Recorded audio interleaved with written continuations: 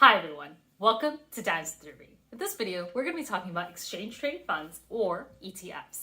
Now, ETFs has been getting very popular lately, and if you wanted to know if it was actually worth it, this video is for you.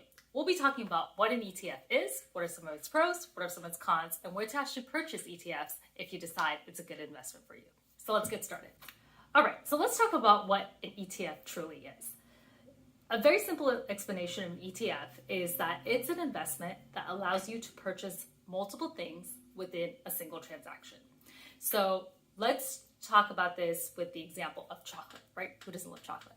So when you buy chocolate, you absolutely can buy individual chocolate bars, or you can buy a chocolate box that has a sample or has a variety of different types of chocolates within that box. Right? So in the chocolate box, there could be dark chocolate, there could be hazelnut, almonds, vanilla, right? There's a full variety. There's a full spread of different types of chocolates in the box. Now, you absolutely could buy an individual dark chocolate bar, an individual almond chocolate bar, an individual vanilla chocolate bar, but those would be 3 different purchases. Whereas in the chocolate box, you would be able to sample all 3 of the chocolates within that box. And that's exactly what an ETF is. An ETF allows you to purchase the assorted chocolate boxes. So you're able to invest in many different types of companies or different types of securities just within the single transaction, just by buying that chocolate box. Okay, so let's talk about some of the pros with ETFs. One of the biggest pros with an ETF is the opportunity that it allows you to invest in multiple different companies or multiple different securities within a single transaction.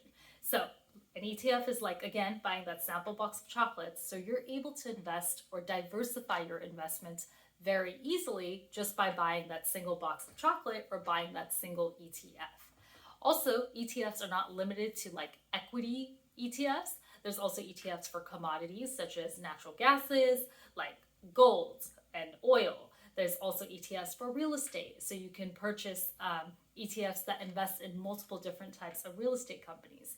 There's ETFs for currency. So you can invest in ETFs that basically invest in different types of international currencies. Whatever industry you can think of, there's probably an ETF out there that allows you to invest in it.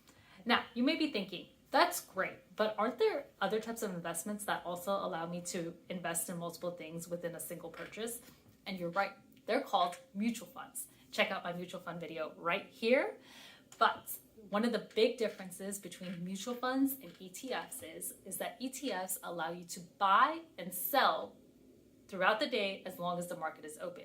ETFs work very similarly to stocks in that manner, in the sense that you can buy and sell, buy and sell, buy and sell. It has a very dynamic nature to it as long as the stock market is open, whereas mutual funds do not have that dynamic nature associated to them. And this is definitely a pro in the ETFs. Because you can buy and sell, ETFs tend to be more liquid, which just basically means is if you had to cash out, if you had to sell off your investments, ETFs gives you the ability to do that more easily and more efficiently than mutual funds. And this brings us to our third pro with ETFs, which is lower fees. So ETFs tend to have lower expense ratios. An expense ratio is just a fancy way of saying how much do you actually have to pay into the brokerage firm in order to buy or sell a certain type of investment with them. Now, ETFs are passively managed, so they tend to have lower expense ratios, anywhere between 0.10% to 0.25%, whereas actively managed funds, such as mutual funds, tends to be between 0.50% to 0.75%. Okay, now let's talk about the cons with ETFs. And the big con with ETF, with any investing, is actually the risk. There is a certain amount of risk when you invest, whether it's investing in a stock or a mutual fund or a bond or real estate. There is definitely risk when you are investing. You're not necessarily going to profit. You might also even lose your money, so you might have to take a loss or sell at a loss. And ETFs also can carry the investing risk. Okay, now that we talked about what an ETF is, what are its pros, what are its cons, let's talk about where to purchase ETFs if you are interested. So ETFs, like all types of investments, has to be purchased through a brokerage account. Brokerage accounts that I've used in the past are Charles Schwab and Fidelity. You could also use Vanguard. You could also use online brokerage accounts such as SoFi, Betterment, and Wealthfront. Now, not all brokerage accounts has all the ETFs. So that's where you have to do your research to see that, maybe you want the specific ETF, but the brokerage account that you're using doesn't allow you to invest in it. So again, that's where you have to do some research. All right, that is a wrap on the ETFs. If you found this video helpful, please like, share, and subscribe down below. As you could probably tell, I'm a relatively new YouTuber, and I really built this channel in the efforts of creating community where people felt like, hey, we can talk about investing, we can talk about personal finances, we can learn from each other, we can grow together.